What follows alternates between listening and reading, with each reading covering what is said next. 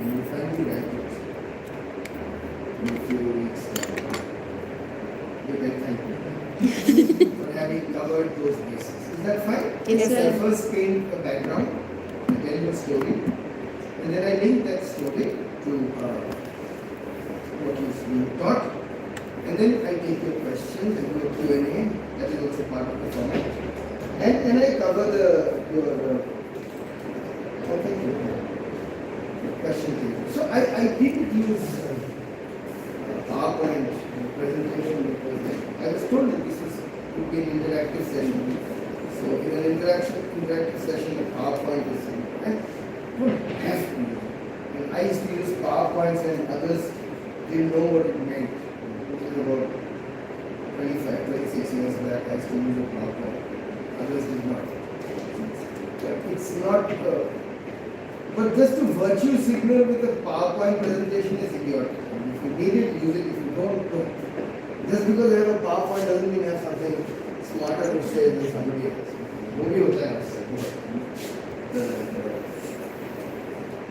We live in a highly over-communicated world, and therefore, have you heard of a philosopher called Baudelaire? Have you heard of the concept of the simulacrum?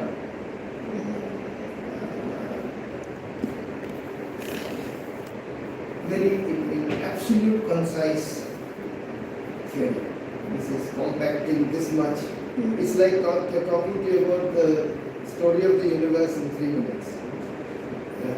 So, basic idea that Baudelaire talks about is how in the modern world he coins the concept of what he calls the hyperia or hyper reality. You can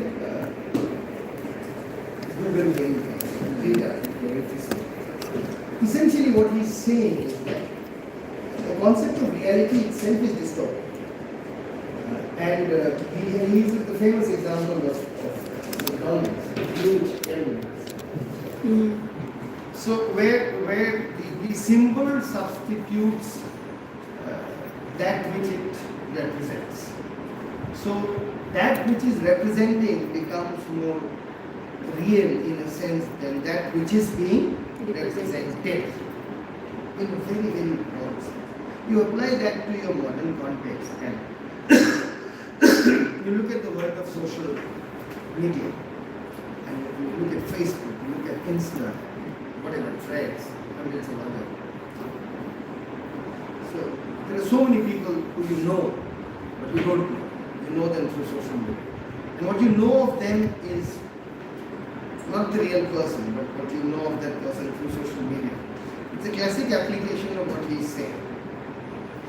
And therefore the larger theory that we spin is that as students of literature we face a real problem because here we are asked to read long texts. We are persuaded to be contemplative in our thinking about texts.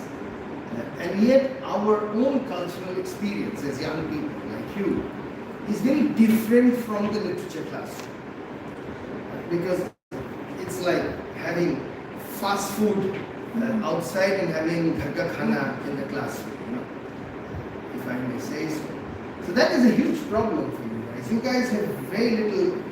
My son, who is going to go to college this year, I know that when his phone is in my room or in the dining room or in the kitchen, that he is studying.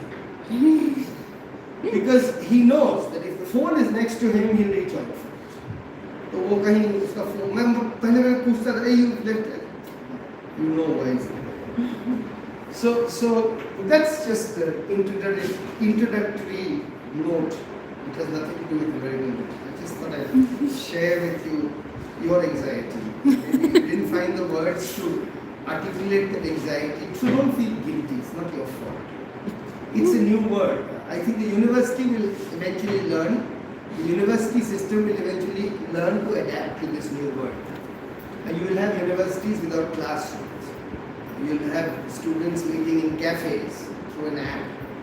And different people, you are affiliated to different universities. doing the same program. So 4 people might actually meet to do a class for a particular subject, affiliated to 4 different universities which have sort of collaborated to conduct that class. And you could be meeting in a coffee cafeteria. You could meet at odd times. This whole structure that we have in our mind of the university, and knowledge will remain. Knowledge cannot be substituted. How it's delivered will change. Maybe it won't happen before your children are in college, but if you decide to have children, but it will happen. So don't be so anxious about not belonging. You don't have to belong to the university. The university system has to learn to belong to. Yes. It will happen. I'm just saying this to prove to you they're not that old. I can still think. But what I'm going to talk to you is going to be traditional stuff. Because American literature actually has many traditional roots that you are not aware of. So I'll begin the story in the 19th century. I'll begin the story by telling you another story. And this story is linked to what I'm going to teach you. Okay. Raise your hands. I don't know if you have heard of him, but perhaps you might have. Have you heard of Mahatma Gandhi? Yes. Good. Good place to start. What are the 2 core signposts? You like that word? I say philosophy, ideas, convictions, signposts. So what are the 2 clear signposts that you associate with Mahatma Gandhi? Satyavad. Excellent. Brilliant. Super. Satyagraha. And? Non-violence. Which is in Hindi? Ahimsa. क्या बात है, क्या class है. Where did Gandhi get these ideas from? He was a lawyer in Africa and South Africa, and he fought for the people. You are not answering. Relevance. I asked you, where did he get these ideas from? Reading other philosophers? Perhaps. Which is always the case, but where? South Africa. Then say, खाना कहाँ बने? Kitchen में. Obviously. Good. देखो, they're so considerate. Like, if you're adventurous, you have this. If you're conservative, if you have this. But if you like it kind of mixed, there is no glass. So, yeah. That's usually the problem in life. You have extreme solutions, you don't have the solution you Want. Yeah, good. Good. She's very inquisitive about trying to figure out the contours of this lecture. Answer. No. कहाँ से? His मैं experiences. बताऊँ? जब मैं बताऊँगा ना तुम्हारे अपने दिमाग में Hint दे दो. We'll figure out. हिंट दो. उससे नहीं होगा. हर चीज हिंट से नहीं होगी. It's not guessing the song from a movie. No? अरे देखा है याद नहीं आ रहा है. हिंट से हिंट तभी काम करता है जब आपको आता है. मुझे नहीं लगता है you know. याद दिलाने वाली बात होती तो मैं यहाँ खड़ा थोड़ी हूँ. I have to tell you something you don't. No. That's the job of a teacher. याद दिलाने वाला होता है स्कूल टीचर. ठीक है? Okay. Interesting. And why I am giving you this background is that it's related to the American background. That's interesting. And it sort of triggered a line of thinking in you, I believe, and therefore you don't have men in this college, but they're usually not in the classroom. So they are, but I don't know what happened today that they are not in the class. It's the heat. It's the time. This should have happened a week earlier. It's okay. Today is my day off in college. Therefore, I like it today. So, Ahimsa and Satyagraha. first I talk about Ahimsa, which is not directly related to the American background, but the Satyagraha story is.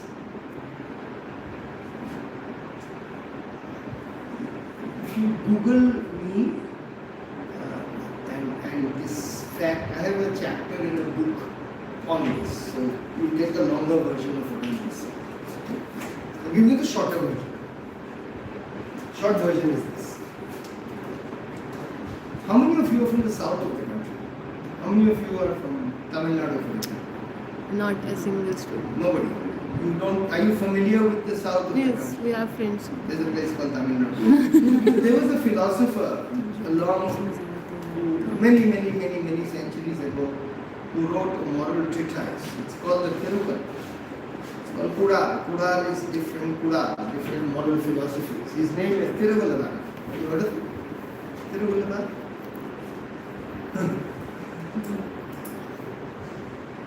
He's quite famous. These days, Modi is talking about the South. So his name now comes up after 70 years, suddenly he's remembered. So, Tiruvallur wrote a very famous treatise called Tirupal. This is a moral treatise. This was translated in the 18th century, 17th century, maybe even 16th, 17th, by a European. His name was Becci. He was a Frenchman, but he translated it to Latin. This Becci fellow was like big time Tamil scholar. So he was given an upadhi by the Tamilians.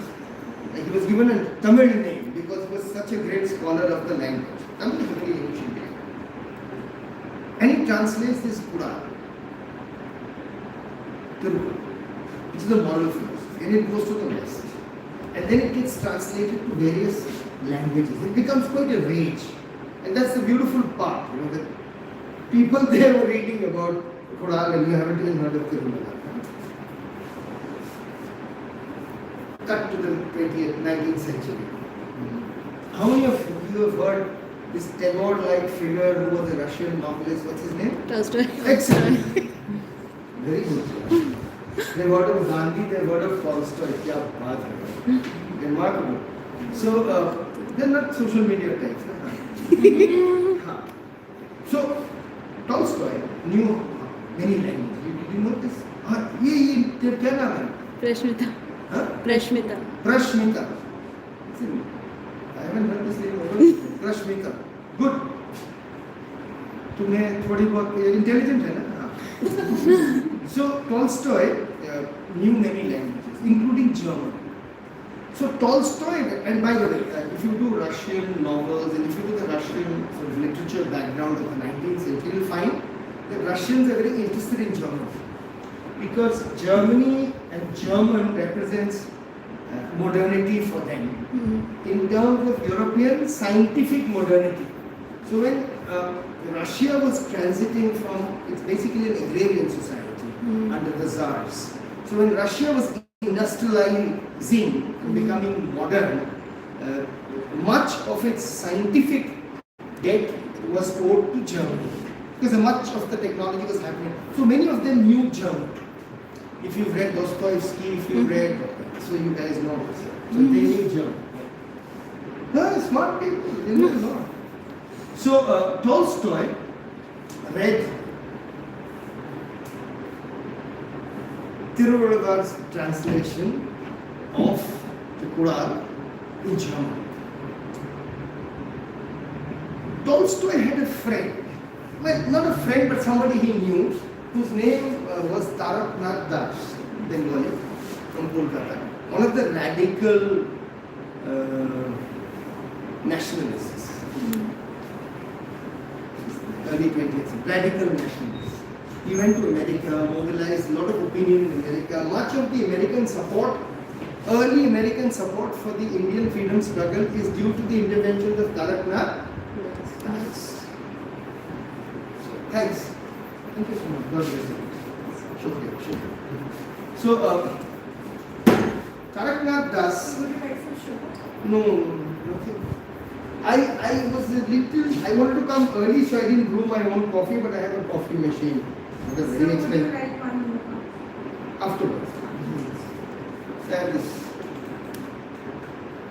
espresso machine. It's not a very expensive, not a common, but domestic one. And I get my coffee from South India and I can crush it, grind it. And so I have slightly high standards in coffee. But listen, so Tolstoy writes to Tarak Narkas. And that letter is very famous. It's called a letter to a Hindu. Hindoo. So when I want you to write some important information, I will tell you. Huh? Oh, I haven't told you my name. You know my name. You've seen that question, right? You know my name, right? Yeah? Do I need to introduce myself again? I will ask your name by Prashmita. Rashmi. I'll ask your name by and by. We have some time. When you ask a question, you'll ask it. Okay? You will know each other. So Tolstoy writes to this guy, Tarak Narkas, that abjure violence. Don't do violence, this is no way to gain freedom. Freedom is much more than gaining political independence. So Tolstoy, he was a pacifist, war and peace. Yes, sir. So he wrote a letter urging him to adopt the path of peace towards India's emancipation. In that letter, he quotes various people.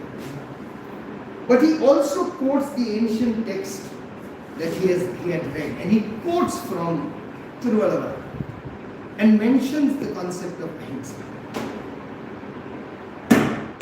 in that letter. Gandhi in South Africa hears about this, reads it, is thoroughly impressed. Writes to Tolstoy, says, can I republish your letter? And in his journal in South Africa, he publishes 10,000 copies of that same letter. Or maybe he publishes it separately as a pamphlet, I don't remember. And then a correspondence begins between Gandhi and Tolstoy. And he learns many things from Tolstoy.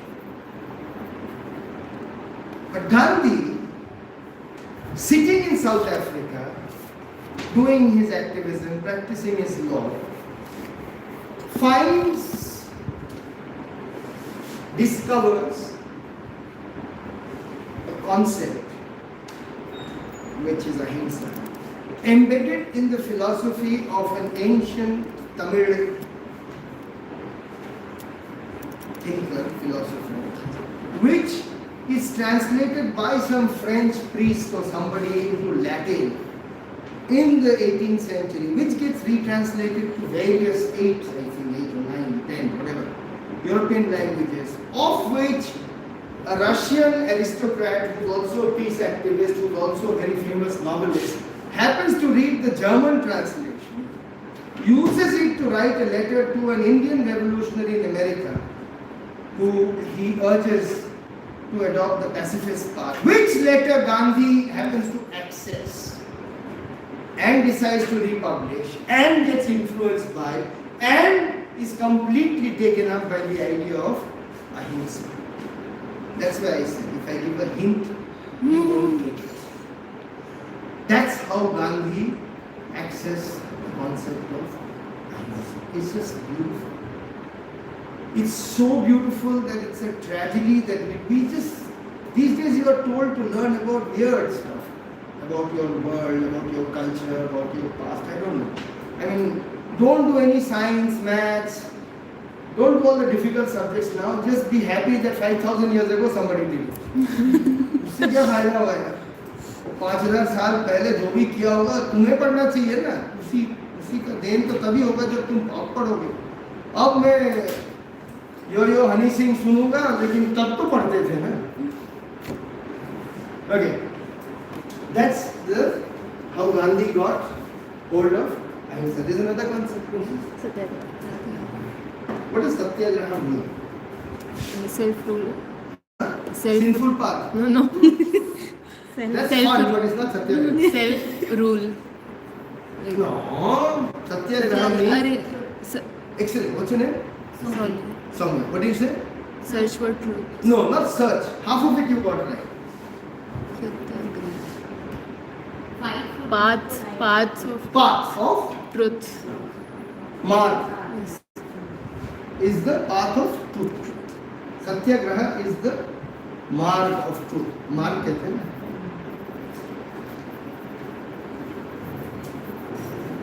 Back to Gary. इसका नाम भूल जाता हूँ. See, all the notes you need is this much. And That's it. That's all the notes you need, not more. Okay. So, what's his name? Charles Wilkins. How many of you have heard of Charles Wilkins? गोरा था, state type का था, India आया था. You know William Jones? Yes, sir. Yes. He's little older than William Jones. In fact, he's the first Gora to have learned Sanskrit. Charles Wilkins, Calcutta में था. He is the one who first translated the Bhagavad Gita to another language. His dates are 1749 to 1836. So by the early 1800s or even late 18th century, the Bhagavad Gita is already translated. And interestingly, the Bhagavad Gita then gets translated to various languages, including French. French translation is the first mistake. And somehow, the Bhagavad Gita and other texts which are by now translated find their way to America. Get included in, see, Harvard University has a course in divinity. It has had a course in divinity for the oldest. And its courses on philosophy are also very old. And its courses on philosophy have traditionally offered its program on philosophy has traditionally offered a course on Indian philosophy. For example, Eliot, T.S. Eliot, are you familiar with him? T.S. Eliot studied at Harvard University. So in his second year, I think, second or third semester, he took philosophy. He took 6 papers on Indian philosophy, which is why so much of Indian philosophy creeps into his poetry. So, old tradition. So there's this guy called Emerson. Yes, sir. And now we've got somebody you studied Emerson, right? Yes. Self-help and all of that. Self-reliance. Self-reliance. Self-reliance. Sorry, self-help. No, there is a book called Self-help, but that's another guy. The British guy. What's his name? Samuel. It's a different. I mean self-reliance. But that's the guy who wrote, you teach a person to, you buy somebody a fish, you feed him a meal, you teach him to fish, you feed him for life. वो self-help है. Manual type, not self-help, self-reliance. Self-help is self-reliance. So Emerson went to Harvard, and suddenly he got access to this knowledge, and he was already questioning. He was a Unitarian minister, but by minister I mean priest. But after his wife died, I think he got disenchanted. Early on, he was a Calvinist. Calvinist philosophy के बारे में Yes. Election. Election मतलब तुम्हारा कोई scene ही नहीं, तुम जो मर्जी कर लो. If you are no, yeah, determined. And predetermination, yeah, in the sense that there is election. God will either elect you to be saved or not. After that, you have zero chances. Do what you want. If you are not selected, तुम्हारा होगा नहीं. ठीक है? तुम वहीं नरक ही जाओगे, कहीं और जा नहीं सकते. Which is also at the bedrock of American self-exceptionalism. By exception, you know what I mean by exceptionalism? American exceptionalism means जो अमेरिका करती है वो ठीक है, वही काम और कोई और करे तो वो ठीक नहीं है. That's called exceptionalism. जो मैं करूँ वो ठीक, हाँ, बटा कौन मैं. So American exceptionalism is born out of Calvinism because Americans believe that since America is so prosperous, it must be elect. भगवान ने चुना है ना उसको, नहीं तो इतना अच्छा कैसे करते हैं? इतना अच्छा इसीलिए कर रहे हैं. So it also becomes a kind of justification for capitalism and the free market. Because if you are doing well, if you are rich, you've been selected. If you are poor, you've been rejected. अच्छा है, सही है. So early on, he was born into a Calvinist family. But as he grew up, he rejected this. He rejected the oppressiveness of this arrangement. So he was spiritually not religion.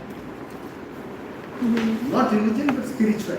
He was looking to reimagine the world different. He was trying to reimagine the self different. And by the way, Emerson is America's first public intellectual. Emerson's ideas permeate American society, American culture, American philosophy, and American literature. If there is this one determining person who gives shape in a huge scale, at a huge scale, to how America contended with the problem of how to be, because when it's a new nation, it was Emerson. So it was hugely influential. Hugely influential. It's not just another guy I'm talking about. I'm talking about Emerson. Okay. So, Emerson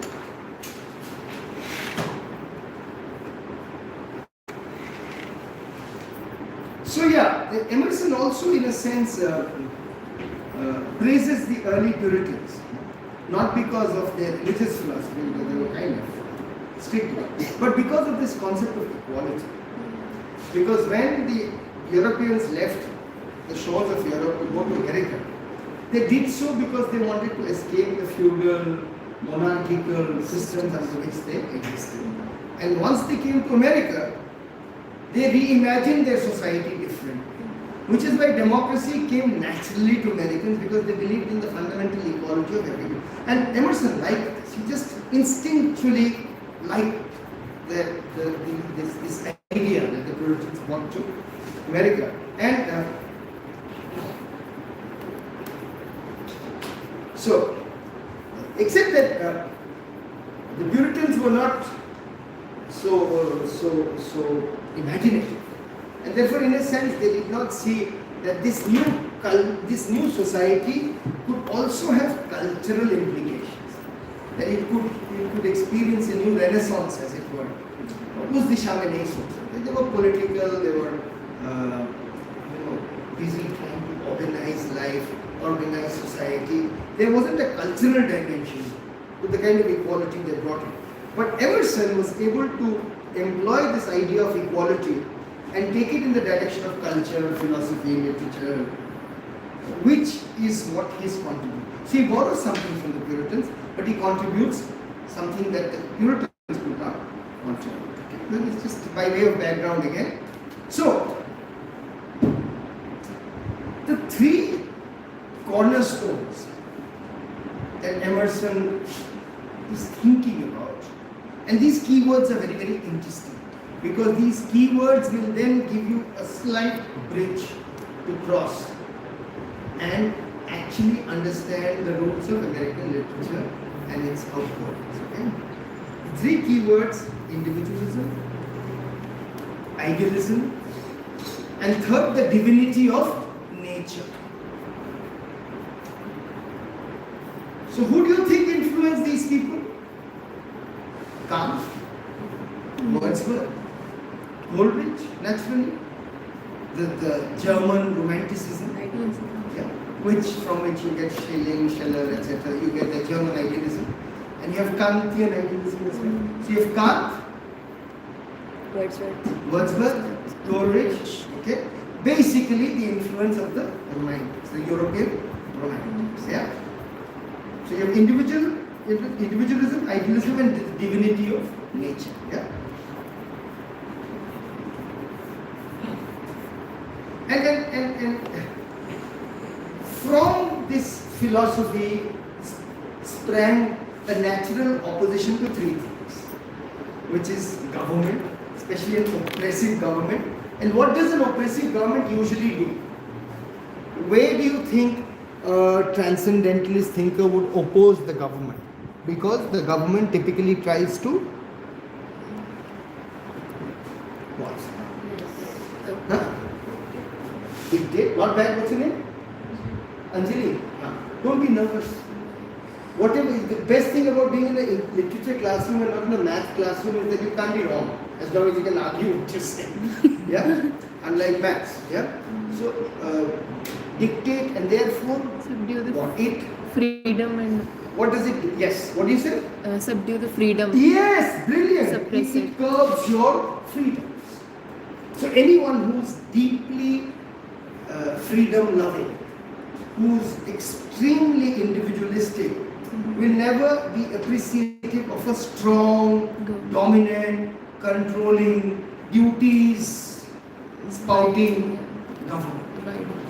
Even India's constitution never had the concept of fundamental duties. It came much later in the 42nd Amendment during the emergency. Before that, we had only fundamental Rights. but article duty is important.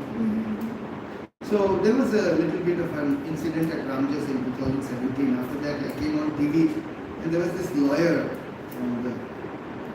Aman Sinha. He was a very aggressive spokesperson for the BJP. He was telling me that this was related to somebody who had been called to speak. He said,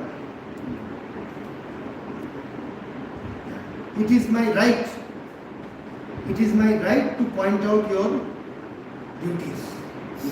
During the discussion, it is my right to point out your duty. I said, equally, sir, it is my duty to protect your rights. No? No! Oh, he was the lawyer, I was not the lawyer. But I thought I was very smart. Because it kind of politically it just laid out the whole problem. It's my duty to protect your rights. I mean, even if I don't agree with you, it is my duty to protect your right to free speech because that is what a democracy is about. And that's exactly what Emerson and the other transcendentalists were focused on. So, and they were against social institutions. Because social institutions can be oppressive. ये मत करो, वो मत करो, ये मत पहनो, वो मत पहनो.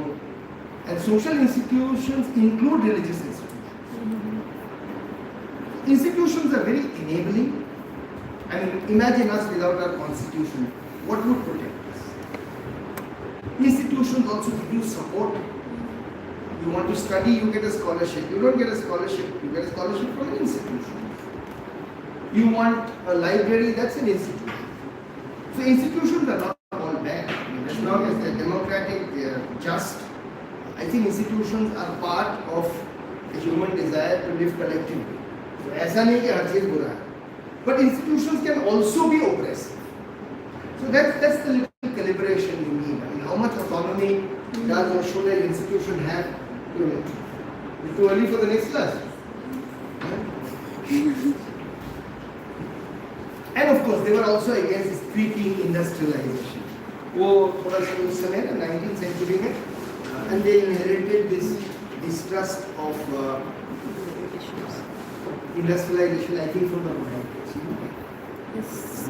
Blatant. So basically, from these three things, which is basically individualism, idealism, and divinity of nature, emerges their core thinking of the transcendent. So the movement that Emerson spawned is called transcendentalism, and he had many shishyas. It's called the Concord group. Yes, it's called the Prophets of Concord or something. I forget the name. There's sort of all Massachusetts. There's also the Bay Colony. See, America, you know America's history. They first came and settled in the East Coast. What is called what Bay Colony? I think it's called the Massachusetts Bay Colony. So Massachusetts, New York, Boston, they're all old Americans. And initially America had only 13 states. Virginia.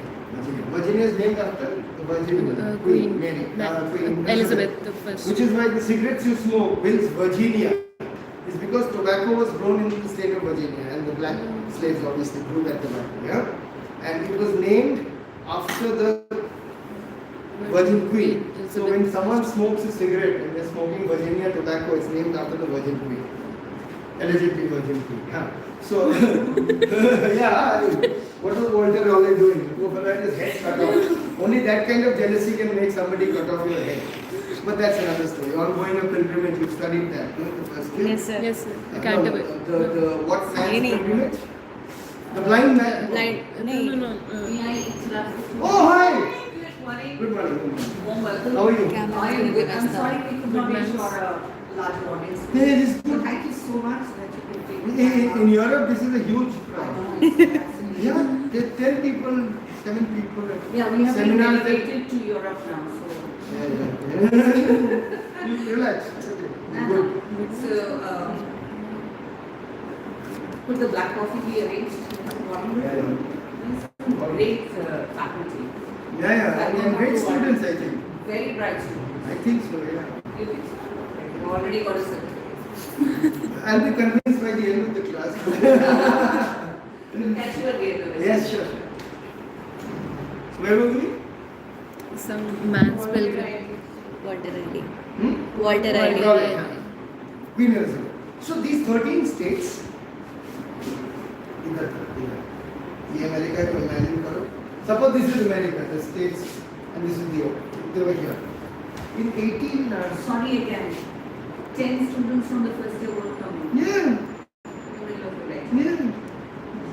1850, I don't know the dates. 1815, 1820. So these two American, okay, just very quickly. And you need to know this to imagine America better. So, you see these 13 states are the American states. And the other parts of America are not just owned by the Native Americans. Much of the Wild West is, but below you have the French. New Orleans is owned by the French. Properly. The Brits have been thrown out after the American War of Independence. 1765. Huh? 1785? No. 1765 65 to Civil War. So, is the American War of Independence. नहीं 1665. 16 तो है ही नहीं. 1776. Okay. And the emancipation of slaves was 1885. 1865. 18. That you are not right. American War of Independence.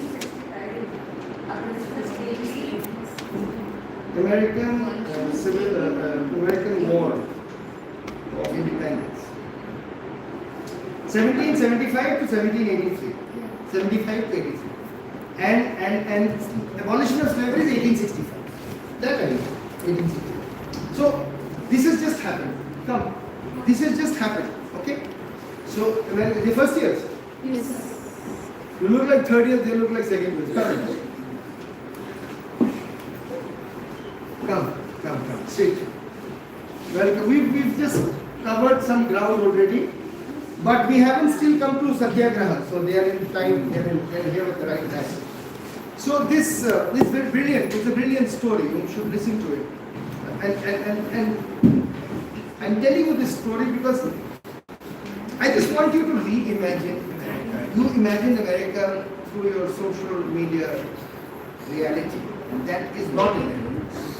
And to understand American literature and really be appreciative of what it is and where it comes from, it's important for you to reimagine it. And that's what I'm trying to do with you. So तुम्हारा idea है ना, Maggie is chill, materialistic. You know what I'm trying to say? That family is not important. That's the worst one. अरे बरोबर है ना, family का कोई मतलब क्या बात नहीं कोई. Just because Warren Buffett doesn't leave all his wealth to his children doesn't mean he doesn't love them. And just because Neetu Ambani is going to leave all her money for her children doesn't mean she loves them more. She loves you less. And Warren Buffett and Bill Gates, they love other people's children also. So what's better, loving just your own kids or loving other people's kids also? Bullshit. I mean, this is a stupid notion. We need to rethink these stupid notions. That's what I'm trying to do with it. So, anyway, so I think Washington, I forget the American president, I'm not a historian, just know the story. So he sends two emissaries, diplomats to France to negotiate the purchase of New Orleans. Like at that time, New Orleans was the capital of the state of Louisiana. Why is Louisiana called Louisiana? Because it's named after Louis. Virginia named after the British Queen, and Louisiana named after the French King. It was huge. It was bigger than all the 13 states put together in size. So even when the early American states, they formed so-called America, it was smaller in size than the French territory. But it was more important. This was not really used. It was more wide territory. Whereas the East Coast was developed. It was naturally coastal area. So, America sent these two guys, Monroe and some other guy, two diplomats. They sent them to France to negotiate the purchase of New Orleans from. Why? Because they needed it to keep the British in check. Because the British were not happy. The British naval ships were there, all the Caribbean islands were all owned by them. All the way from Grenada to Guyana to all the Barbados to all these so-called West Indies. West Indies. West Indies? That's all owned by the Brits. So the Brits were just there. They could block American naval ships, American merchant ships. But they needed New Orleans to be able to control the Gulf of, what is it called? Gulf of Mexico. Yeah, right there. So, by the way, if you don't know American geography, I'll tell you. This is the Gulf of Mexico. Here it's Miami. Miami में सब French है, इधर Spanish बोलते हैं. टेक्सटर देखा था ना? कभी किसी ने देखा टेक्सटर में? खून करता है. उसमें पूरा फ्रेंच बोलते हैं, स्पेनिश बोलते हैं. Because the Puerto Rico, etc., French, Spanish. New Orleans यहाँ है. और न्यू ऑर्लिन्स से थोड़ा नीचे वो आइलैंड है. कौन सा आइलैंड है? एडना पोंटेलियो वाला island. It's the Los Angeles. हाँ? Los Angeles. Los Angeles. Big Island? Long Island. Long Island? You remember? No. The Awakening. I'm going to talk about it. Haven't you done The Awakening? No, we don't have that in this. Why? They don't know your holidays in between. WTF? Oh God. That's terrible. Have you done Bartleby? Yes, Yeah. yes. You should have said no, sir. I prefer not Prefer to. But Awakening you prefer not to do. Oh shit. No, but we prefer that you take up Awakening in between. So why didn't you call me to do a single lecture on Awakening itself? I'm going to cut this story short because I have to talk a little bit about it. बोल जाओ कहानी. Rhode Island. No, Rhode Please Island. finish this story. Rhode Island. हाँ? Rhode Island. नहीं वही अरे अच्छा, Long Island. Long island नहीं है, big Big island. Island. Big island किसी ने किताब ही नहीं पढ़ी है. The Rashmita has read it. But It started. No, I started it Nobody like else this. has read it. well, the good thing is it's an 80-page novella. Yes. But oh shit. Okay, I will help you. Don't worry. I have a toad. Don't ask me where I get that toad from. But I have a toad and I will help you. Since you've called me and I feel deeply honored. Oh, I didn't say all that. It's fine. It's a great honor to do this. बोलते हैं लोग इधर bullshit.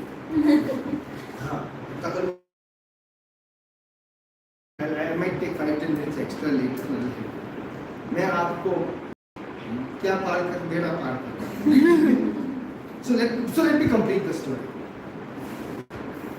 So these two guys went to France to buy New York. potentially buy New New Orleans. Orleans.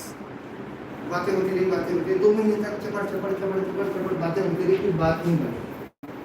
Finally one day they came to the negotiating table and told them, how about buying the entire state of Louisiana? Napoleon had told them to do it. उनकी फट गई. But luckily they did not report to the Lieutenant Governor of Delhi. So they didn't have to get special permission. Americans that's why they do so well in life. This was a huge amount, but they were selling them for 5 cents an acre. They sold the state of Louisiana at 5 cents an acre. ये figure सही है, तुम check करो. क्योंकि 5 Saint में 1 एकड़ जमीन थोड़ा ज्यादा ही $1 से भी कम होता है ना. 10 सेंट से भी कम होता है. मतलब 5 से आज के दिन में भी 5 सेंट कितना होता है पता है? 5 80 रुपए नहीं, 80 रुपए 4 रुपए. 1 एकड़ 4 रुपए. वो तो यूपी के देहात में भी 4 करोड़ का बिकते हैं हाईवे के पास आके. चेक करो. Sale. Louisiana, it's called the Louisiana Purchase. Rate. And the total cost was something like $300 million or $600 million. I think. Check. Louisiana Purchase. 1803. Huh? How much? 18. 5 cents an acre. पूरा बिक गया था $15 million में. 15 million. मैं 30 क्या 300 $15 million 5 cents an acre था ना, right? It was 5 cents. 50 cents भूल गया, बहुत पहले पढ़ा.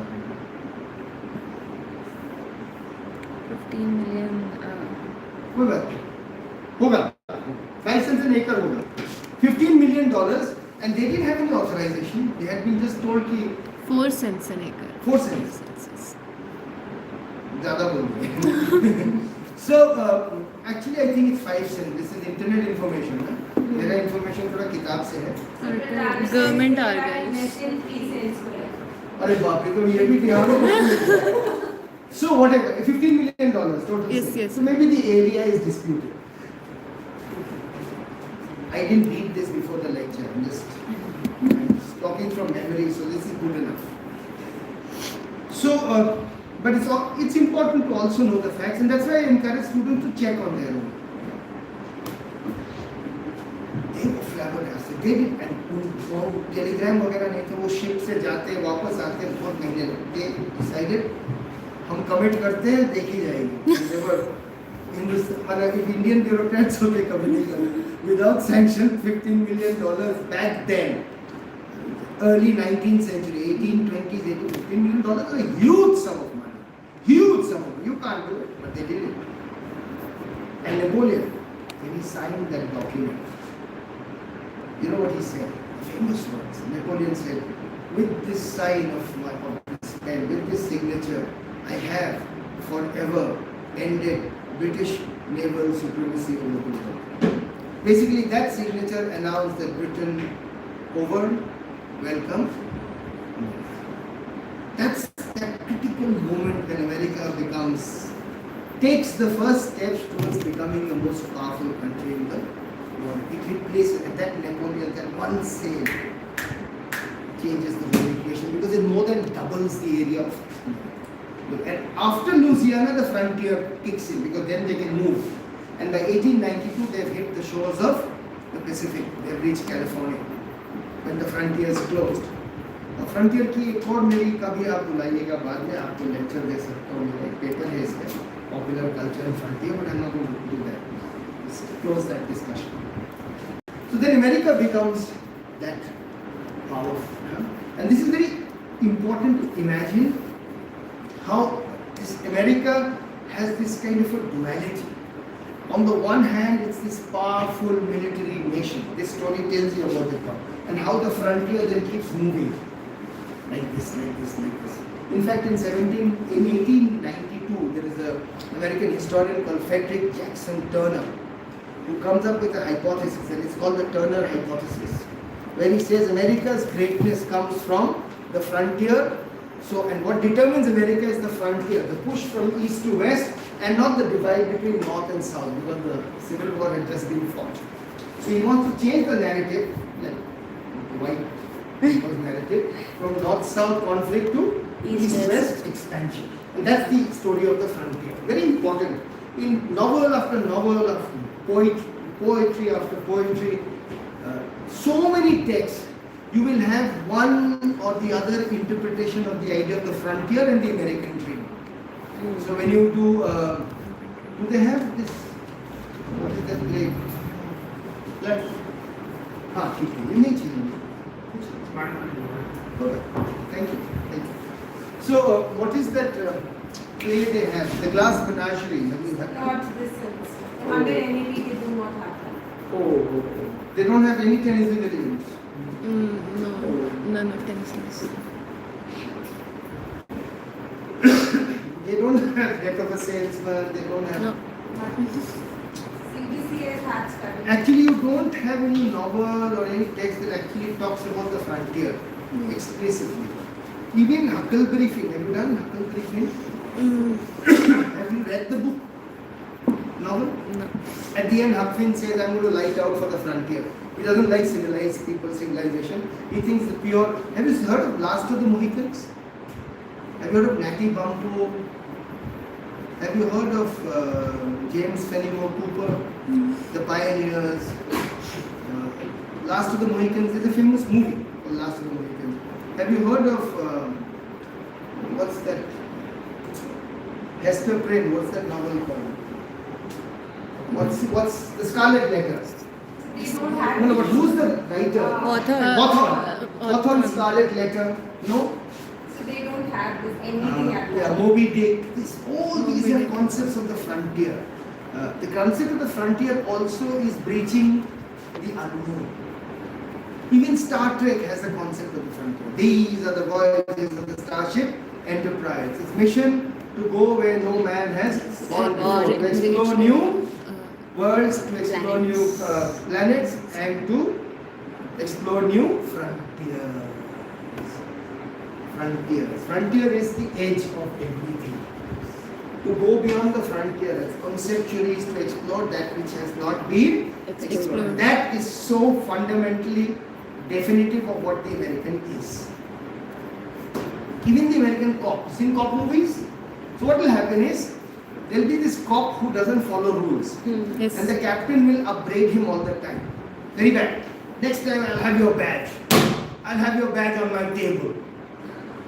And then this guy will get suspended for doing some shit, for intruding to do some investigation. And then Will be sent off to the frontier. he is not, but he will not go off the case.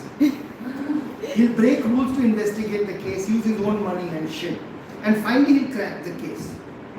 Once he's cracked the case, at the end of the movie, he'll be walking back to his precinct. And there'll be all these cops lining both sides of the aisle as he walks up to the captain's door. And as he walks up, they'll clap. And he'll go to the captain and say, and he says something wacky, witty. Captain say, next time I will have your back. And this guy says, because that also he'll do that shit again.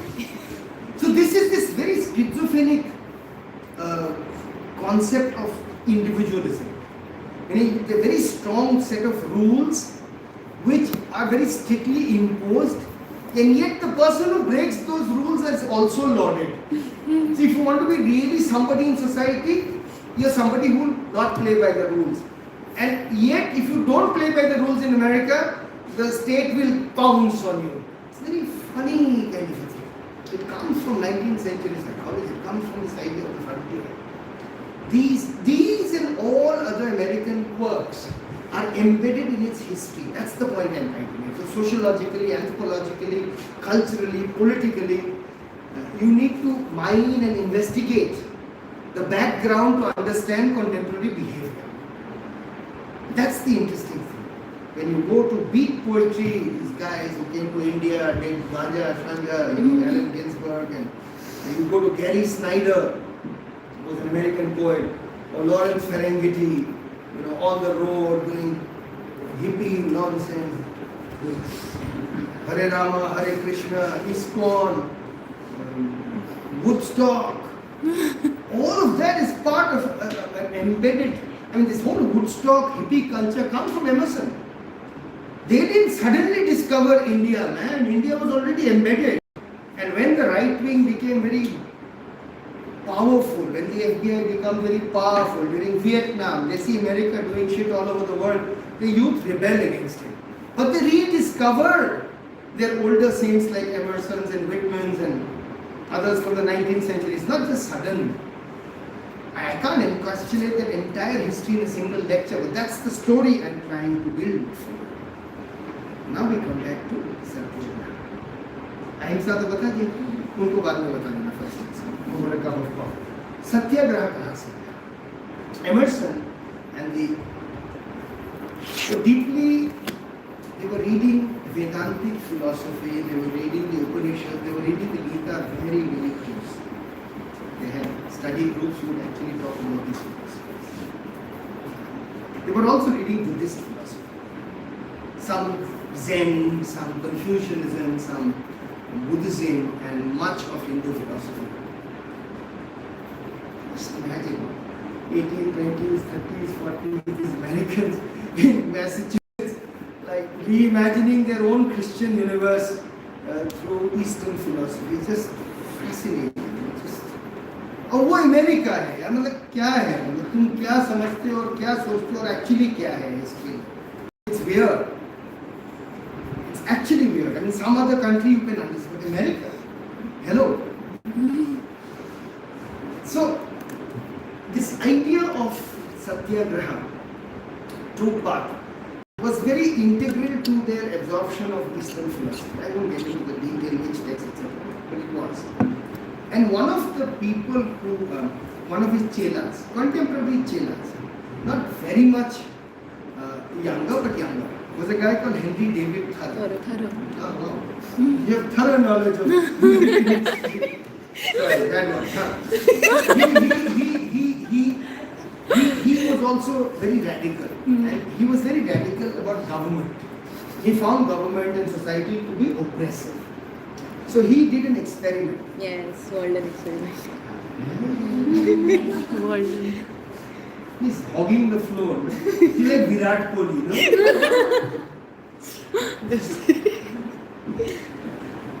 So Anjali Prashmita, name. You are Smriti or you were Smriti? जैसे बोल रहे हो कि मैं कभी थी, अब नहीं हूँ. Arovi. Tosha. As if Tosha. Radhika. Easy. Shreya. Easy. Soumi. But this is formality. I don't expect you to remember so many names, but it's polite. Yeah. Rachel as in Rachel. Good. Where are you from? Originally from Delhi. You're a Christian? Are you? No. Just call Rachel. Yeah, you're like this Assamese people. They have Christian name, but they're not. There's a fancy thing. Yeah. Shivani. Do you have a hard time in your syllabus? No, sir. Rachel, है ना?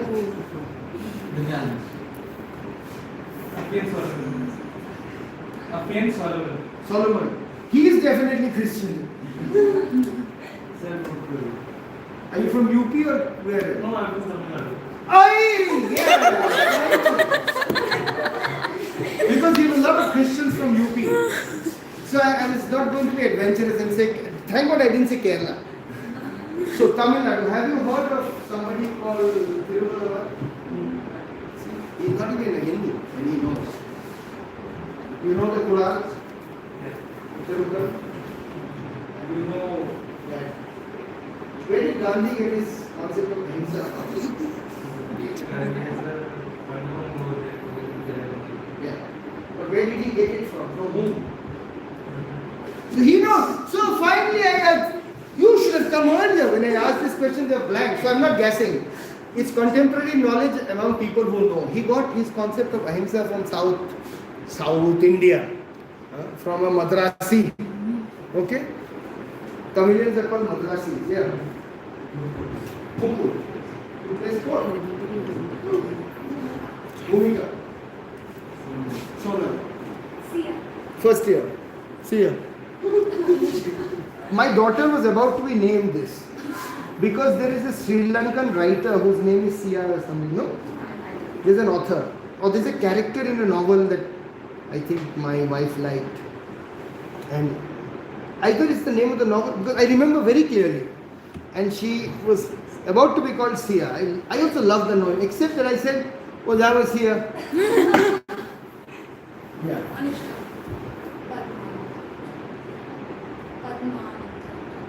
You are from Thailand. Then Manipur or Maithili. Okay, sorry.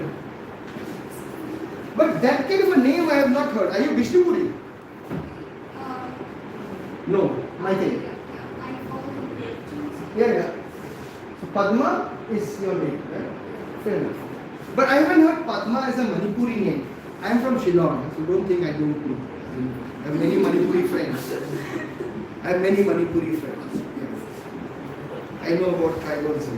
I eat everything like a good person from Shillong. Anything that walks or crawls, I eat. In restaurants, they ask me, sir, are you vegetarian? I say, I'm a strict. And they get very scared. Non-vegetarian. Okay, to return. So Walden Pond is his experiment. 1 year he lives like an ascetic, like a sadhu. Completely self-reliant. No interaction with society. Beach में जाता था Concord के पास. He was like this. Walden is a pond next to a city called Concord. These guys were from Concord. And he does 1 year of Walden Pond, and he writes about Walden. There's a book called Walden, diary, confessional book called Walden Pond. Very nice to read. And there he talks about civil disobedience, which concept he gets from Satyagraha. Gandhi reads Walden Pond. In an interview, Gandhi is asked, your ideas of Satyagraha is very similar to what Thoreau wrote in Walden Pond. And Gandhi says, I got my ideas from him. In an interview, he said it. There is evidence where he says that I got my ideas of Satyagraha from Walden Pond, from Thoreau. Thoreau got his idea of Satyagraha, civil disobedience, from India. Took it to America. Gandhi got his idea of Satyagraha from Walden. Martin Luther King got his idea of Satyagraha from Gandhi. I'm not talking about some minor story in some archive. I'm telling you something that all of you know about. So mainstream. But look at the back and forth. You can contain people, but you can never contain ideas. They have a tendency to travel. You can put people behind bars. You can't put ideas behind bars. So America is deeply experimental, was. It was deeply explorative, and it was deeply influenced by so many outside cultures. For our particular interest, I pointed out the inheritance from India. Just imagine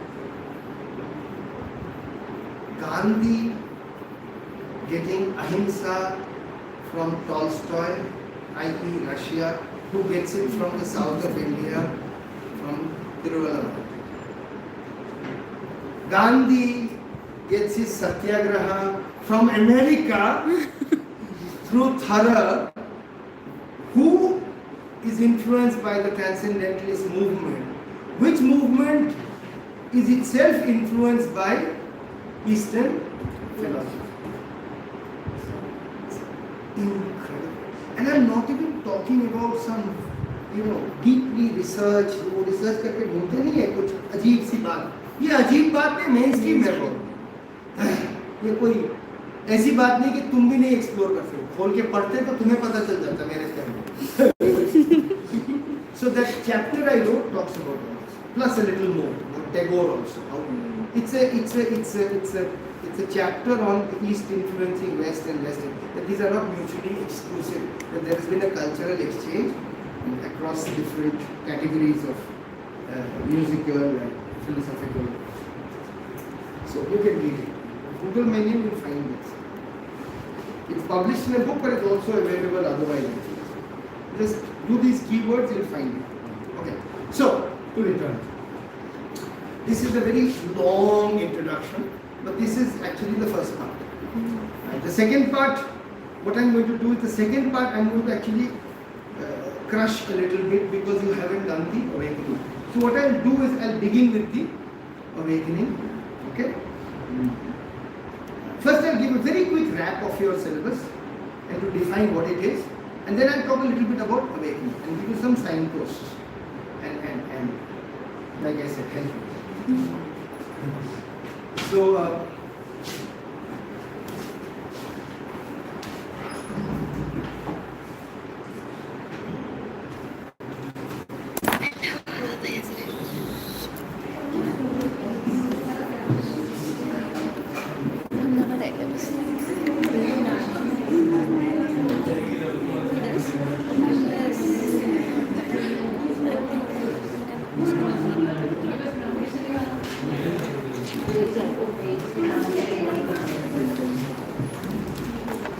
secret.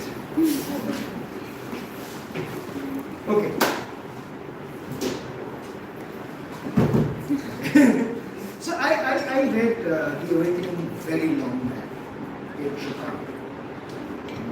it's a great text because it's a great feminist text, which is slightly atypical because it's talking about a very specific society within the larger American sphere. This is the Creole society, French Creole society, deep south. New Orleans is the city where this woman's husband is a broker. She lives life in a colony of people who speak both French and English, and her husband is a typical husband, patriarch. And she is just somebody who is a painter, who is very good at Sewing, knitting, and sewing. It's not sewing, it's sewing. You can check. Check them. Check them. Is it American and No, this normal English book.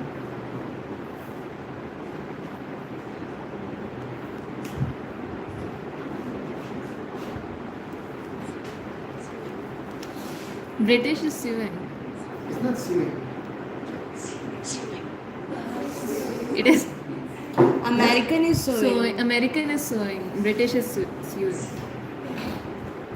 So, but she is good at sewing. Yes. So she is very talented, but feels stifled. She has 2 kids, and the kids are doing very well. She's 28 and her husband is 40.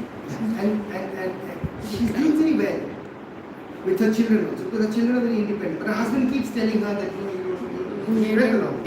Not Tana made to that, check but yes. Anyway, so she has an affair with a guy called Robert. You remember the name? Who is a help, a kind of not a Remember the landowner's son, son and a friend. So everyone. And he's just a flamboyant, without any Flirt.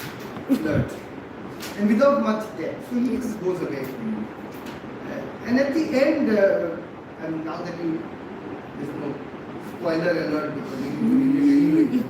So she commits suicide by walking into the ocean. And that's an important question that critics raise. That does her suicide at the end, in a way, take away from the feminist statement that the novel tries to make? Because, I mean, it's a debate. That's a question that you should think about. What is the awakening then? Awakening is the awareness. If it all comes to an end. I'll give you that. It's simple. Have you heard of people in ICUs?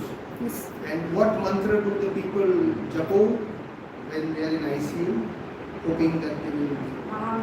Mahamrityunjaya. What is the Mahamrityunjaya jap?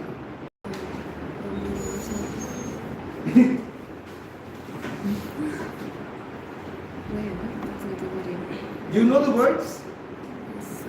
Priyamatam.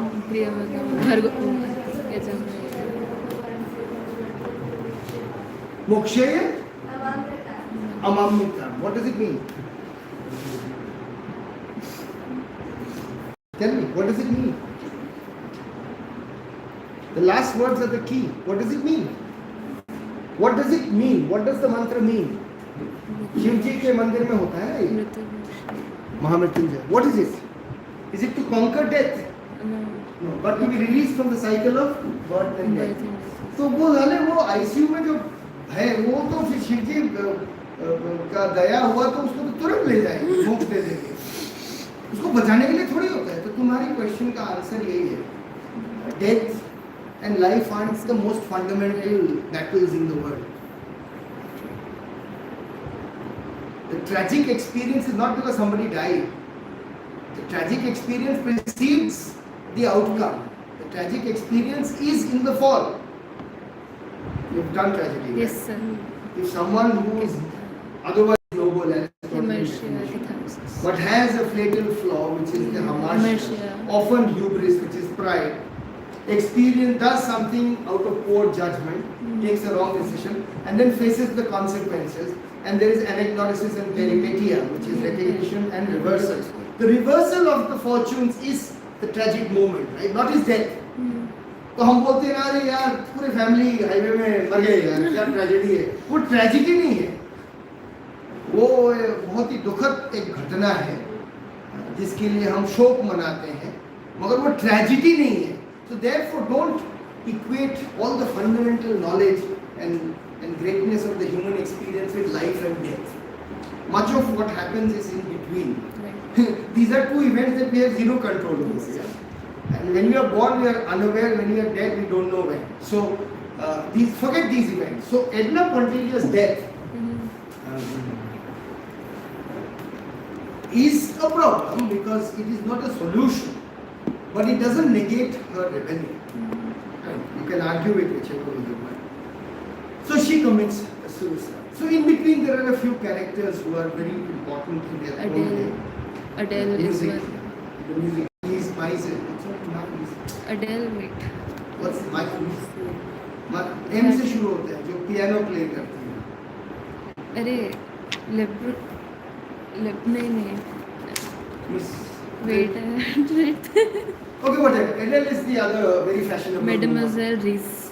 Reese, not M. Reese. Mademoiselle Reese. Yeah. So these people are part of that society. It's a very close knit society. Yeah. And there's a doctor. And there's a very famous conversation with that doctor. You know, when he talks about.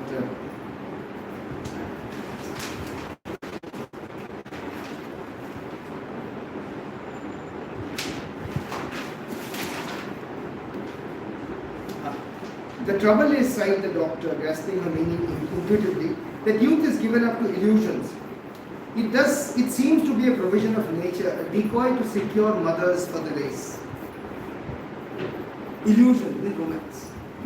Romance is बहुत important होता है क्योंकि it makes sure that human beings continue, because romance नहीं होता तो वो population कैसे होता? The determinism of romance. So it says that it's a provision of nature to decoy women. And nature takes no account of moral consequences, of arbitrary conditions which we create and which we feel obliged to maintain at any cost. Yes. And then, so nature is like a trap. Nature का काम है to perpetuate the species. But nature doesn't bother about the consequences of that which it triggers. Fantastic comment. It's the heart of the problem. And then, as an individual, if you want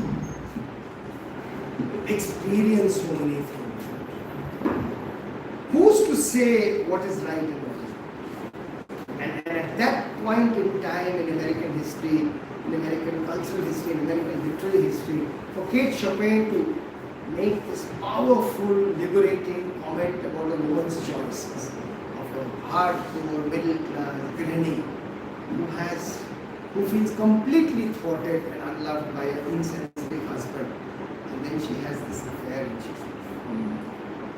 It's a great. The awakening is in the awareness of her intent. To challenge this story of nature is the Free will. also to challenge this narrative of entrapment. To challenge your own entrapment is also an awakening. So death is of course not awakening. Death is an outcome of your decision not to submit. And your decision not to, like so much of if you watch the movie Gandhi movie, there is a moment, brilliant moment in it during the salt Satyagraha, Gandhi March. They Maulana Azad takes a group of people and they do a hartal in some Maharashtra salt works. और बाहर row upon row आते हैं और वो पीटते रहते हैं, था. And there is this American journalist Walker, New York Times, and he sends a dispatch on the phone to New York. Stop, मतलब किसी telegram में stop नहीं होता. And there he gives he vocalizes a beautiful line. This day, and they came row upon row, nobody raised a hand, nobody fought back. This day, the British, on this day, the British have lost all their reason to rule, and on this day, they have lost their moral superiority over India and the world. that the moral claim of the colonial project, the white man's burden, we are there to improve, we are going there to civilize and so on, that claim of moral superiority, they abandoned that way. So if you look at one way, Gandhian way, तो पिट रहे थे यार, क्या हासिल किया? पिट रहे थे ये लोग, आजकल सुनते हैं, पिट के क्या कर लिया, मार के जो करना है मार के हासिल करो. But वो जो पिटे,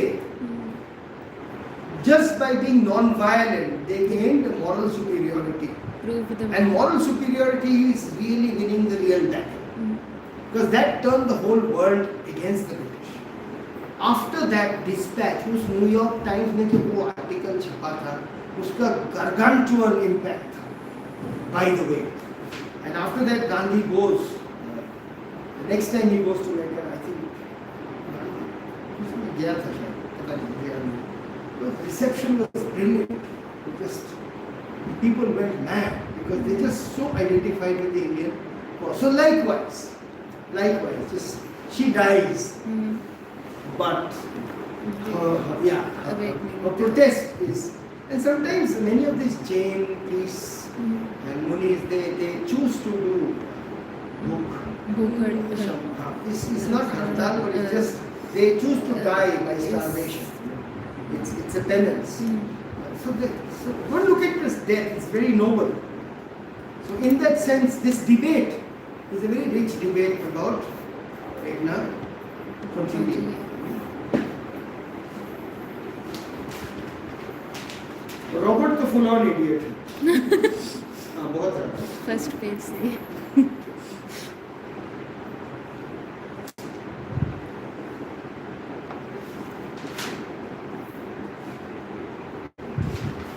So this death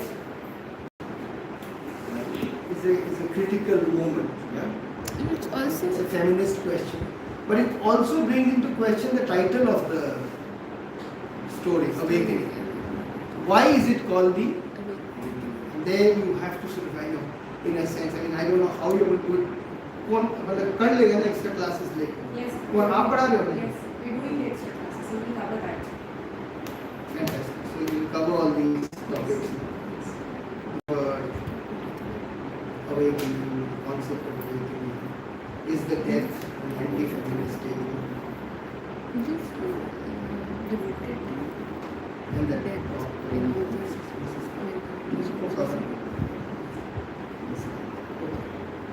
Bartleby. Very interesting. This Bartleby is classic American individualism. Yeah. So there is a repetitive imagery perhaps of death in American literature, very central to it somehow. Yeah. There's an essay, Death and Longing in American Literature. Google karo. I was Google. There's so much. Just see Death and Longing in American literature. Is it? Am I confusing? Is it a chapter in a book? I don't know. The literature of longing? Not Is it Leslie Fiedler? Who is it? But yeah, forget it.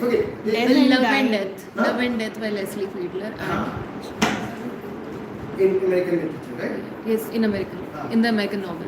So I got the author right and one name of the title right.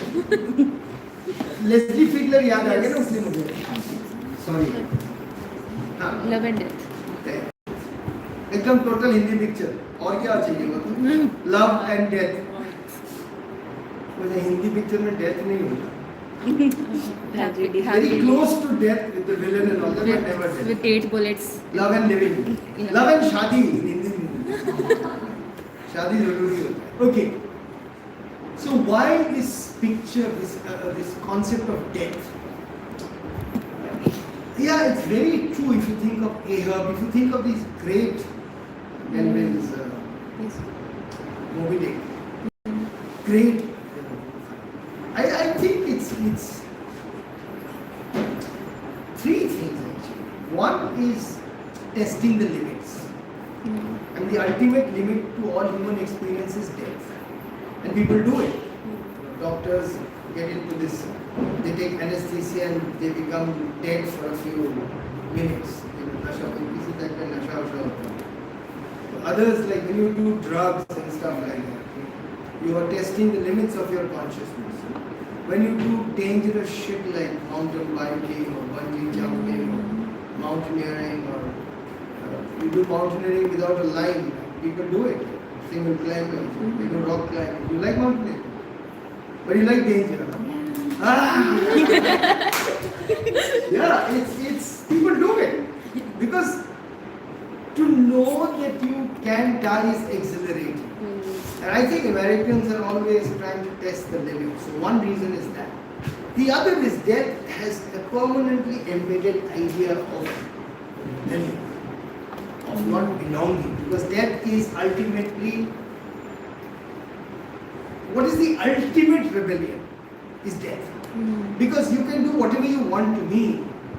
But if I choose not to exist, I can always Choose. resist what you want to do with me. Battle. Which is not fantastic. In jail, he refuses to eat.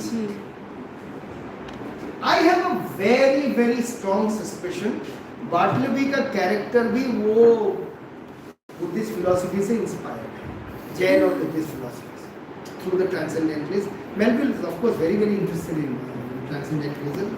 And वो उस type का character का conceptualization नहीं हो सकता. I prefer not. And it is also passive resistance. He is a very passive person. He is non-aggressive. I prefer not to. It's actually satyagraha. It is ahimsa. It is all of that. Socha nahi na kabhi. But you understand what I'm trying to say? He is passive resistant. He is not passive aggressive.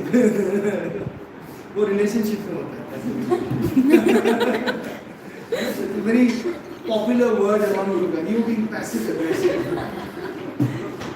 बहुत सारे term ढूंढते रहते हो, जीना भूल जाते हो और definition ढूंढते रहते हो. ये है वो ही है यार, वो इतने कुछ नहीं है. लोग होते हैं उनके 25 और डेफिनेशन नहीं होते. सच बता रहा हूँ, sorry to sound like this. We sometimes forget to live and look instead for definitions. Yeah. Okay. So Bartleby would be that kind of a person who embraces death by just not preferring not. But you've done Bartleby. आपने Yes. पढ़ा, excellent.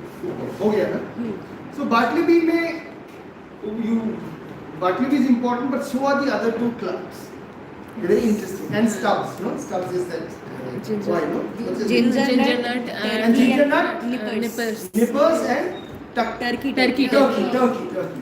Ginger nut is also fun, but turkey and nippers are also very interesting because they are the counterpart. But where is the story set?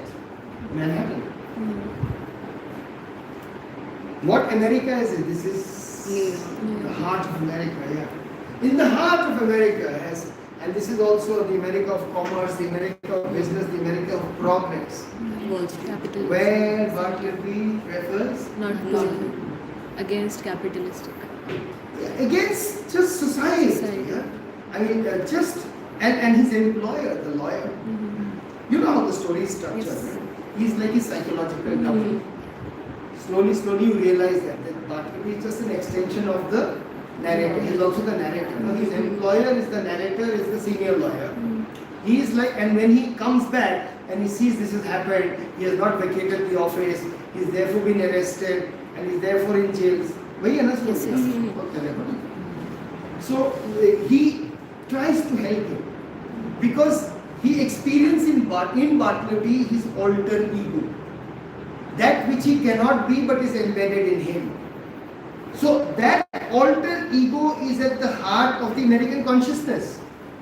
Not everybody can become that, but it's at the heart of a desire within the American consciousness to embrace this kind of resistive individuality. So he encapsulates the resistance to this world, the world of lawyer, the world of business, the world of structure, the world of a system. And he's a part of this. Initially he's very efficient. He's as efficient as anybody else. He belongs. One day he decides not to belong. Why? We don't know. Do you know? Is it told? No. but he prefers not to. I mean, it's just brilliant. And how can somebody think of a story like this? बनती कहाँ है? उसमें action क्या है? कुछ नहीं है, पता? Is this also the reason why he has a corner of sympathy for Bartleby? Because Because he he wishes identifies he- himself. Corner of sympathy, he is fully Fully sympathetic. yes. उसको ना डांटता है ना कुछ बोलते हैं. He's so polite to him throughout. And when he's in jail, he tries to feed him. उसके लिए खाना ले जाता है. खाओ यार. घर में ले जाने के घर ले जाने को तैयार हाँ, है. बनता नहीं है. So he is his alter ego. Hmm. And as the story develops, you see that the narrator and Bartleby as it becomes one, isn't it? So very interesting story also in that sense. I mean, the first time he says like, I prefer not to.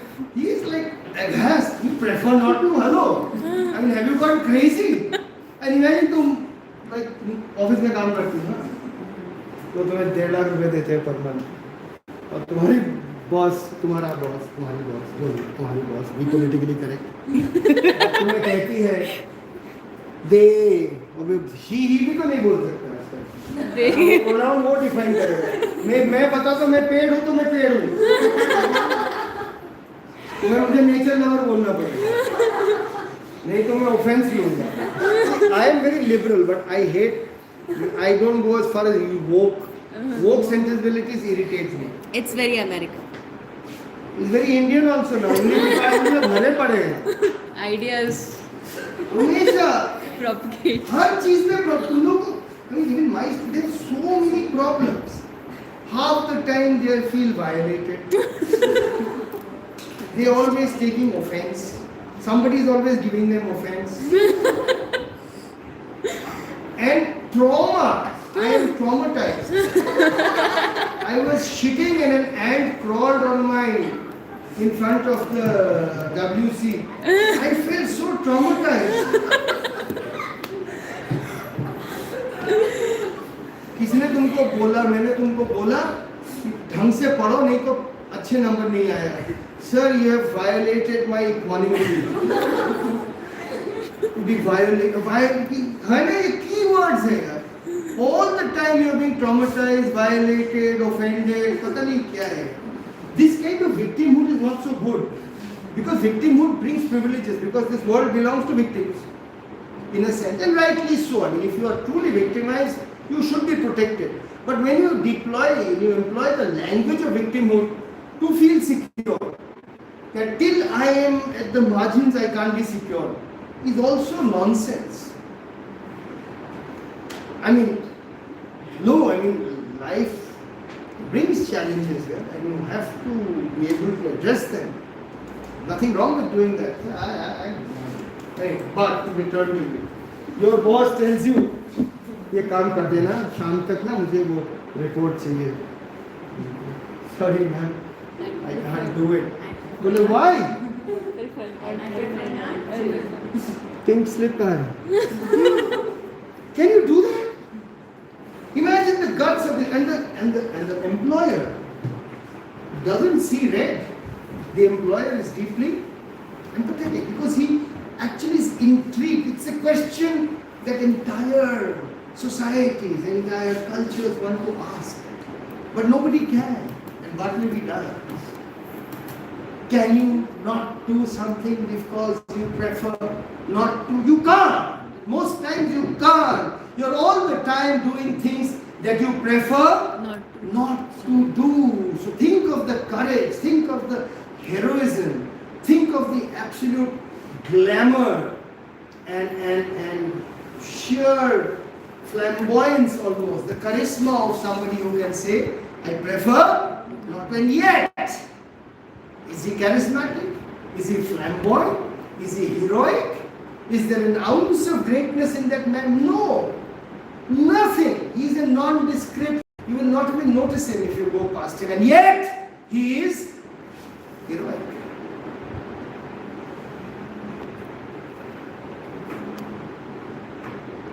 Look, question लिखेंगे ना, question पूछेंगे.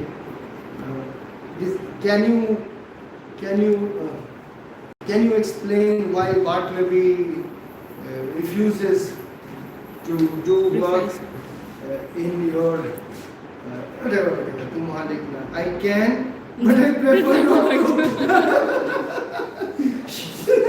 But that's not fair. ये पढ़ाते हो फिर करने नहीं देते हो. हाँ? So cool. Okay. Whitman is easy. Allegory, nation. So Whitman represents white America, the transcendentalist Emersonian America. But there is another, which is represented by Toni Morrison and Alexei Sherman. So there is these two Americas. So in this Alexei Sherman America, Whitman को तुम्हें पता है usually, except for this idea of perhaps romance and also this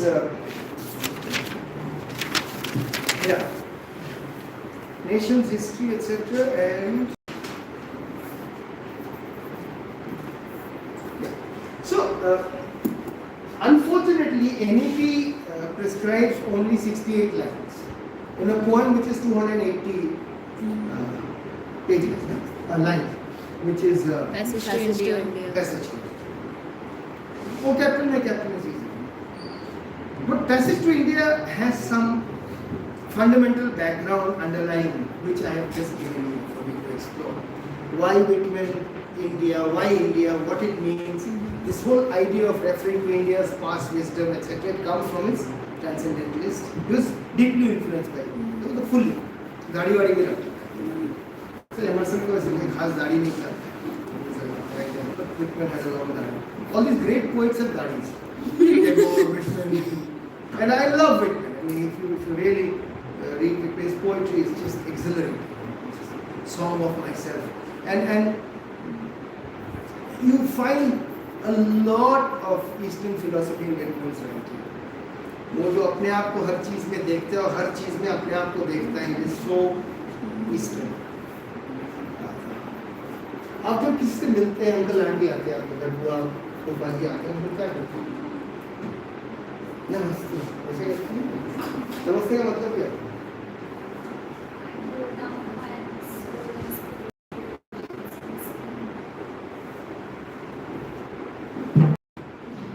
Anyone knows the meaning of namaste? ये वैक वैक करके क्या करोगे तुम लोग? उसको आता नहीं है.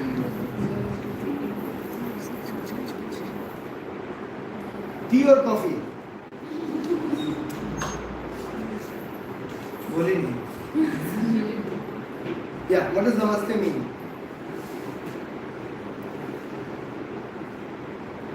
I am doing the part 2 and part 3 together. I am talking about the text and yeah. What does namaste mean? नमो अस्ते, आपके आस्था को मैं नमो करता हूँ. Meaning, I bow divinity in you. I haven't heard of a better greeting in the entire world. नमस्ते से अच्छा greeting तो मैंने कभी नहीं सुना. नमो अस्ते, I bow to the divinity. मतलब हर इंसान में मैं divine देखता हूँ. हर इंसान में मैं divinity. नमस्ते का मतलब वही होता है. I recognize or I bow or I praise or I salute the divinity inside you. And Whitman's poetry is just that. If you see Passage to India, Song of Myself. You should read some leaves of grass. Read Song of Myself. बिल्कुल यही है. खंबे को भी सोचते हैं खंबा मैं हूँ, मैं खंबा हूँ. तो inanimate objects को भी.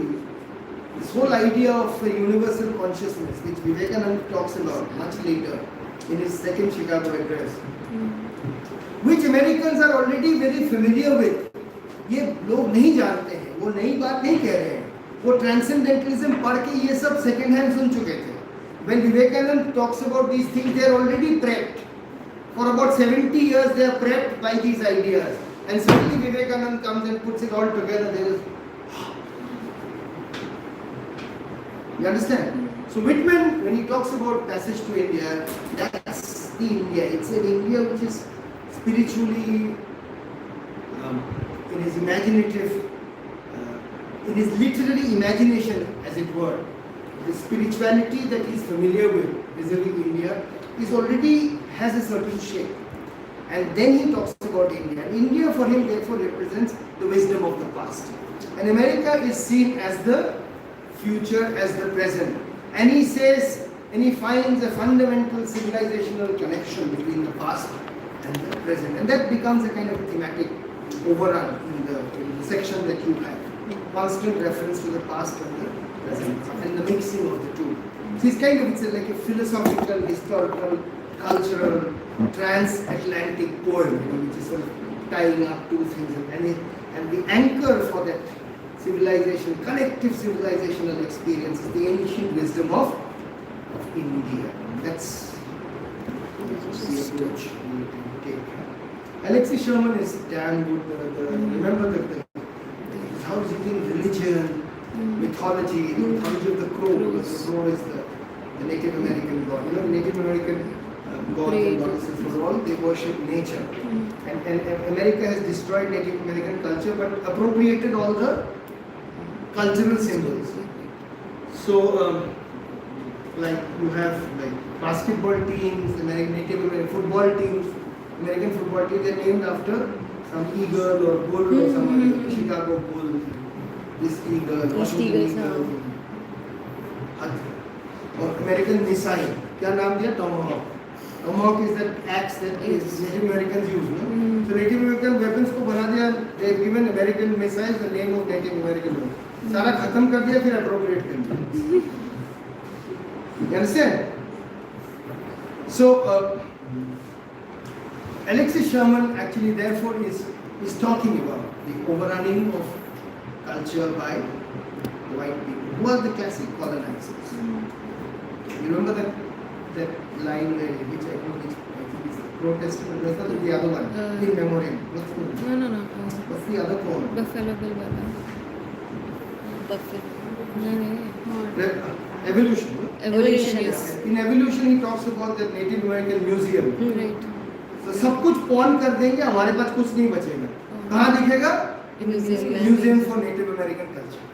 $5 a head. $5 हाँ ये सही है. If you go to England and you want to see the Kohinoor, you have to pay British $8. Museum.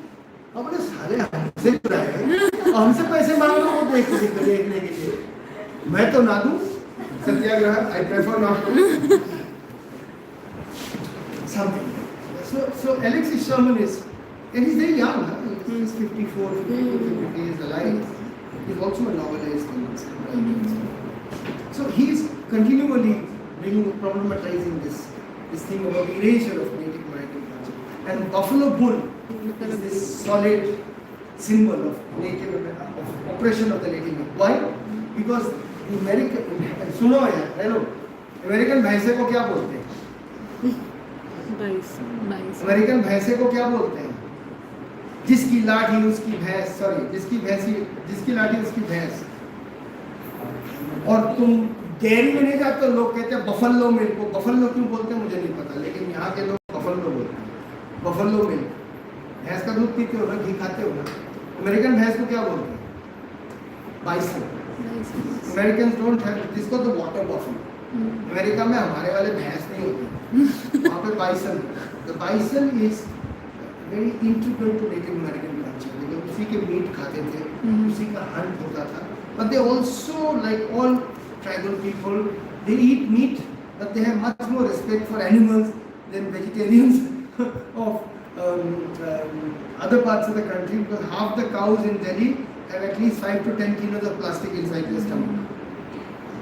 But tribal people have huge respect for animals, but they also eat them. So the bison is a very culturally very important symbol. Buffalo. Salmon, fish. But The Buffalo salmon, Bill. the salmon festival of giving back everything. Exactly. But good. Hi. So class का hero है ना? Second year or first year? First year. 4 साल. Okay. 3.5 तो है. Inshallah. No, Delhi University you don't need more than 8 semesters. You can be the biggest dud in the history of bullets, but you still need only 4 semesters. They don't let you fail. Yes. Then university. It's a great university. They can't bear with us for another. Whatever you can try, I mean, it doesn't. It's much harder to fail than to pass. होने ही नहीं देंगे यार. किसी को मेहमान तुम जाते हो ना, पेट भरा हुआ खाना नहीं चाहते हो, लेकिन इतने अच्छे गेस्ट होस्ट से कि तुमको बस छोड़ेंगे नहीं, छोड़ो या नहीं खाना, खा के ही लास्ट में तुम जा नहीं सकते, दो बिस्किट खा के जाओ. Then university. Don't worry, you know. So, Shaman Alexi problematizes this symbol of the Buffalo Bill. Why? Because the Buffalo Bill was this legendary character who was responsible for destroying thousands of buffaloes. He used to read, he was a great buffalo hunter. So if you've heard Bill Cody. Bill Cody. reggae music, have you heard reggae music? Have you heard of a guy called Bob Marley? Yes. Have you heard of a song called Buffalo Soldier? You haven't heard that song? You will find. You heard? Cool. Listen. Hey, तुम लोगों की education में हमें बहुत मेहनत करनी पड़ेगी. ऐसे 2 घंटे में एजुकेशन नहीं होता.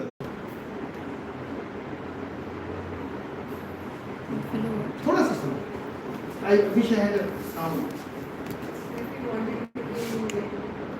Praveen sir is in. Listen to the words. You can dance?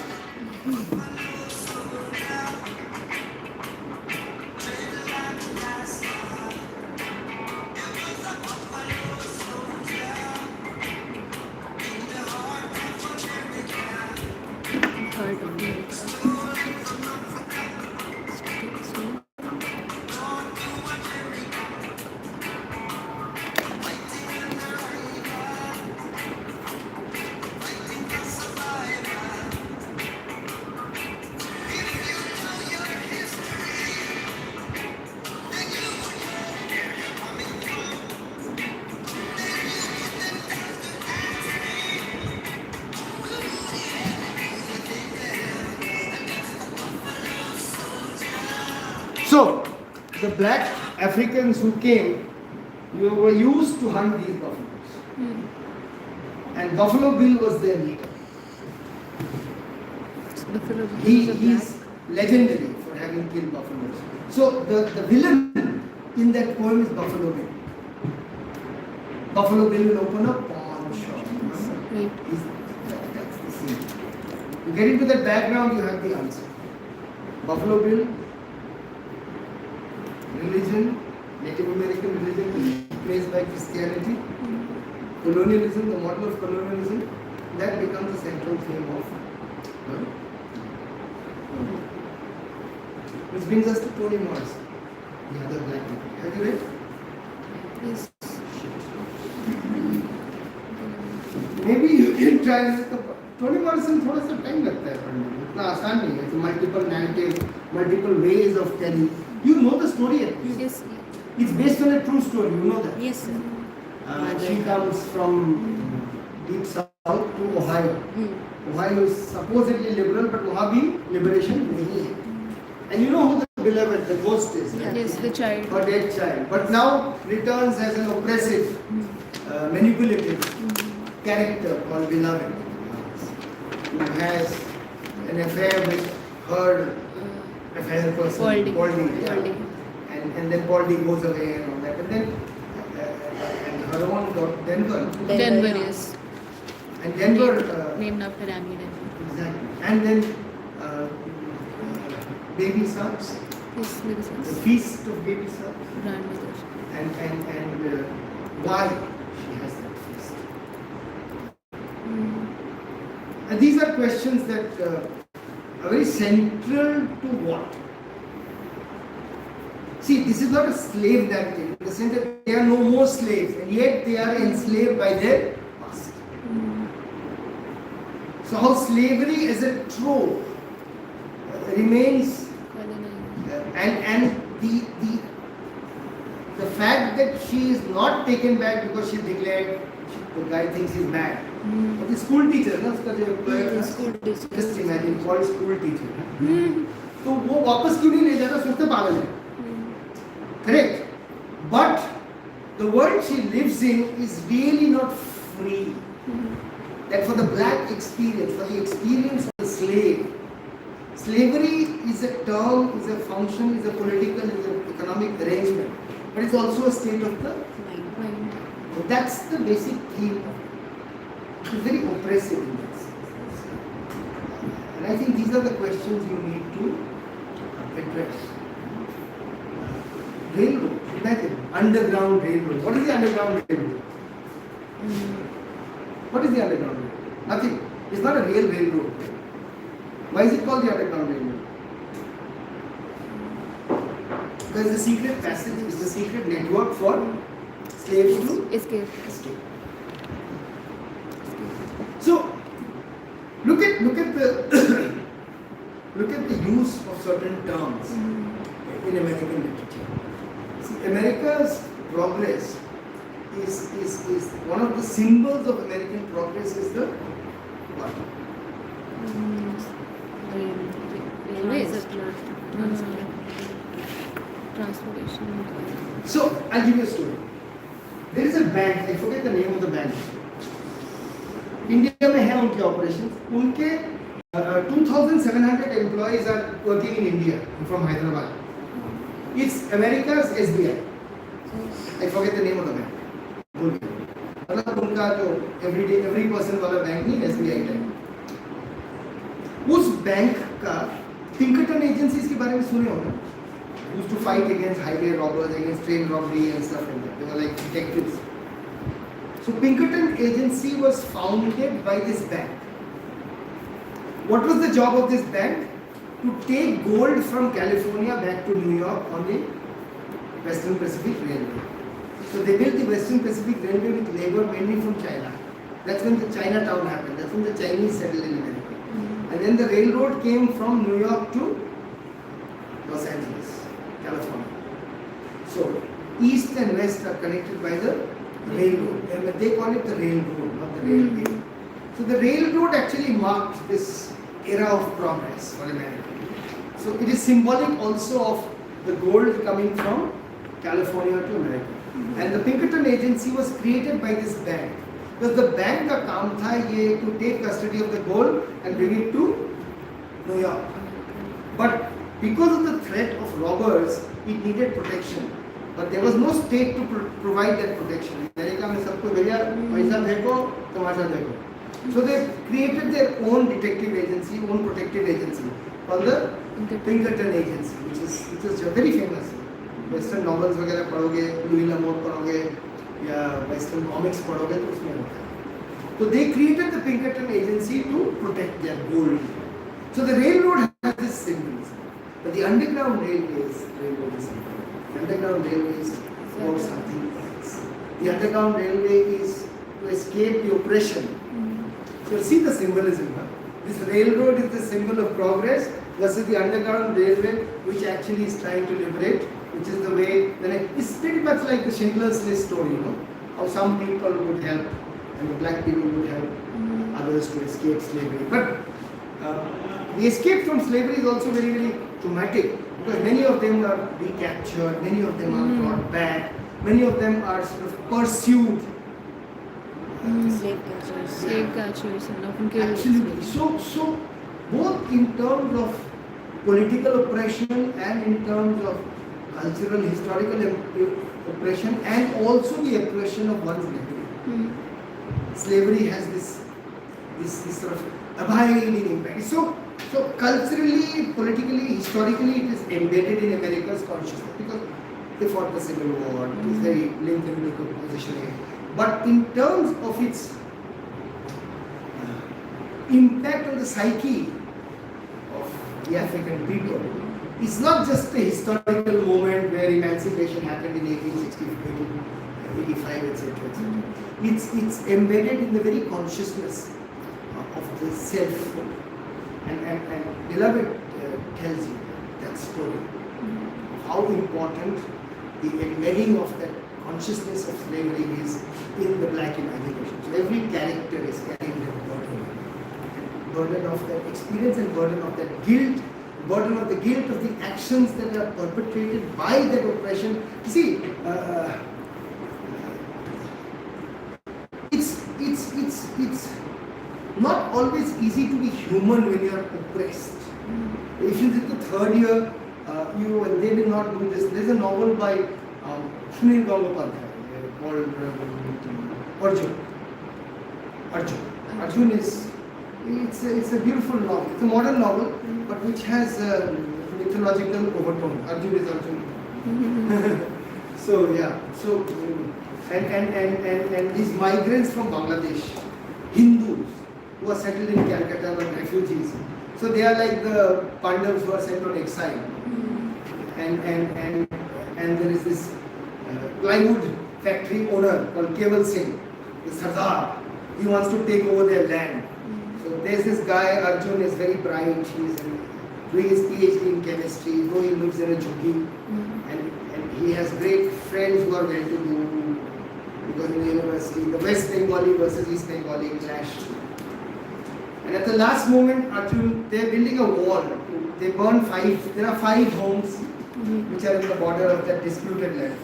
5 गांव मांगा था, तो वो 5 गांव जला देता है, 5 घर, और एक wall बनाता है. So at the end he gets very desperate and he takes a crowbar and people joining, they go to break the wall.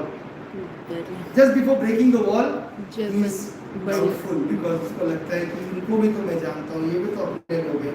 गांव के कुछ लोग जाके उनके साथ लड़ते हैं, पैसा देता है, पहलवान वगैरह वगैरह.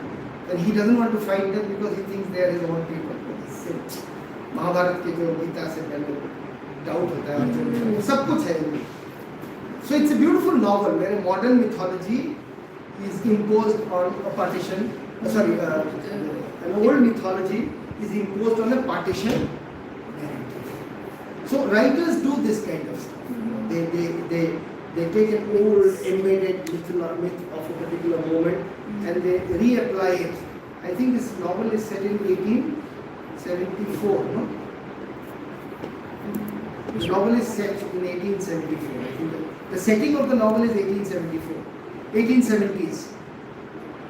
Just check the setting of Beloved. Oh, this. Yeah. 1870. 1870s. So just before, this is before the emancipation of slavery, no? Cincinnati. But she is writing with the consciousness of the emancipation of slavery, right? She is very much later, but she is writing about a period which is just prior to the emancipation of slavery. So what she is doing is she is sort of mixing the mythology of the slave owning past of America and then applying it as an overlaying for the human experiences of black people. And that overlaying is like embedding a certain human experience with the stamp of a cultural, historical, what can I say, embedding of a certain consciousness. For example, आप अगर जाम में फंस गए थे ना, आप जाम में फंस जाते हो, निकल नहीं पाते हो, घुस गए हो, निकल नहीं पाते हो, वो you will tell somebody तो क्या हुआ था यार मैं तो आज चक्रव्यूह में फंस गया था, आज मैं अभिमन्यु बन गया, घुस गया लेकिन निकल नहीं पाया. Then what you are doing is unconsciously articulating a certain cultural memory to describe some contemporary experience. You understand? And that is what Toni Morrison's Beloved is fundamentally trying to do, in my opinion. You understand what I'm saying? बहुत हो गया, 2 घंटे हो गए, खत्म करें? कुछ पूछना चाहते हैं?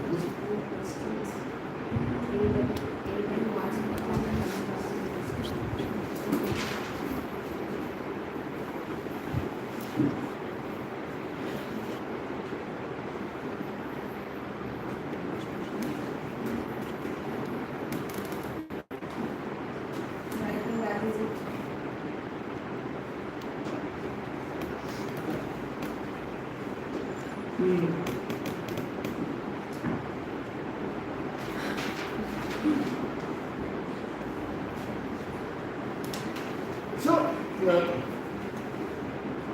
you You also have these questions at the end of the long section in any Right, book, yes, in the book. which are like which are broad questions that cover the entire spectrum. So what my background lecture today might help you do that. Ideal of romance, individual, etc. Study these concepts.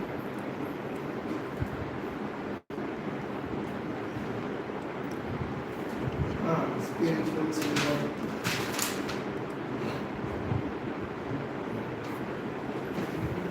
And death and trauma, you're right. And death and trauma are also very integral to American literature. Do these long questions which are broad spectrum, they give very good impression also. Looks like you've thought about the paper.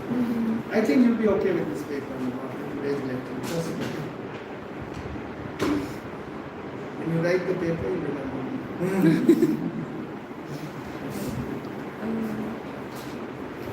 So there's this. Rashmita had also asked this from Mary. The names used in Beloved are. Why is college so traumatic? So ही नहीं, हाँ?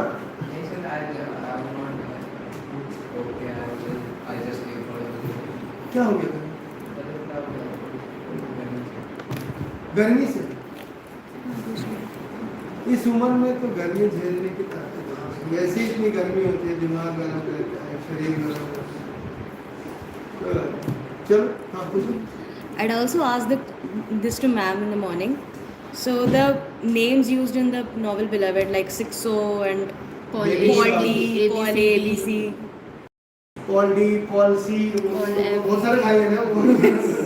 They are very similar to Dickensian Dickensian names. Oh, that way. I haven't thought about it.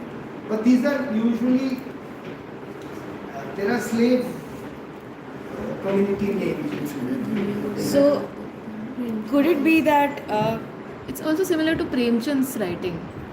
So when he writes about the Dhanya, character Tulsi, names, Dhanya, Tulsi, all like of these that. characters' name. So See what could be a reason for that? I haven't thought about it, but off the cuff, all I can say is it's just one way of. Could it be that they You didn't have an identity? you remember Sadgati, Sadgati. Deliverance, Yes, yes. Premchand. Yes. What is he called? Dukhi. Acha, the woman, Dukhiya. Dukhiya. Who names anybody Dukhiya? Obviously, he chose that name for the story. So I think one way to look at it is that if somebody is called James Oliver, Charles James Oliver Morrison the Fourth, वो गरीब नहीं sound करता है ना? वो लगता है कोई रईस अमेरिकन फैमिली में जन्म लिया है। British. वो नाम से ना थोड़ा location Weigh the value of the person. and also very familiar, very ordinary names and names that are without titles. You're denominating something other than the title. क्योंकि इसका ऐतिह्य नहीं है इनके inheritance के लिए कोई नाम। Mr. Garner, but only Sixo. Correct, exactly. So in that sense, I think it's the disinheriting of a past. So one way to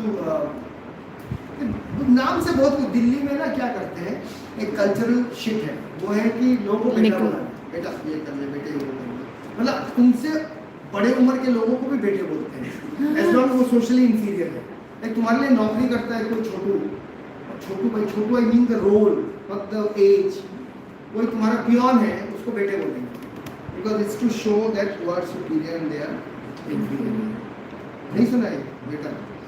So beta is not literally, I mean, you're Not a child, not. So, but it's a way of designating. So in my opinion, I think it's to disinherit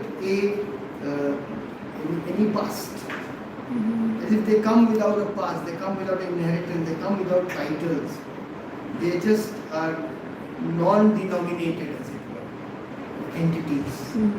And just to sort of, in that sense, to redesignate them without the baggage of who they were, what they mean, what inheritance they had, etc. I think the cuff, that's what I can think of. I'm just looking for the distance to my daughter's school. Anuva, done. Done. Wonderful. Can we have some group photos quickly? Sure. And you have to rush to pick up your daughter. I No, remember. no, no, no. I just figure out. I have to reach there by 1:50. Gurgaon. So I'm just 150, you have a long time ahead of you. really. Okay. You will need 1 hour. I'll just see what the 50 minutes it says. We can also pack your lunch. No, 1:33. 1:33 it tells me I have about 10 to 15 minutes. So we'll Take take 12 minutes. 12 minutes. 2 minutes for a group photograph. Yeah. And then 10 minutes for something else. Bengalis usually take half an hour, but I will manage in 10 minutes. Somehow or the other, all the bomb drops landed up. Oh. You know, just to make things difficult for me. Come. Come here. Mituraj is also bomb. Yeah. Come, all of you come. Get sir in between, the taller one in between. I'll stand behind. No, sir. Come, Michelle, come. Places. Somebody has to take the photograph. Yeah. Hero Sumaya, photo take लेगा it. तो photo में Sumaya. कौन होगा? Sumaya, take one for all of us, compose it for us, then he will continue to take. Then you can also join the photograph. Michelle, come closer. Let ma'am stand here. Yeah. She's the one who is teaching American literature. Yeah, yeah. Students, yeah. आपका शुभ है? Michelle. You are Michelle. But the other girl is. Sumaya, who is taking What's photograph. your name? Rachel. Come in a photograph. Just stand here. इधर उधर हो जाओ. Where are you from, Michelle? इधर पीछे आ जाओ ना. लंबे हो आप.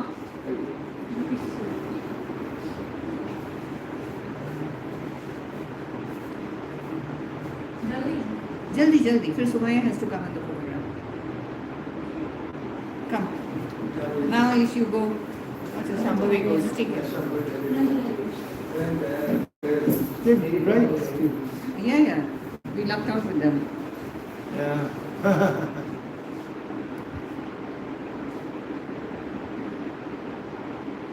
Thank you. Atishri being in charge, is it helping in any way?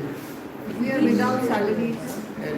Atishri has lost the weight. but she, at least at home, her dad and mom are telling her, no? Now it's the same temperature.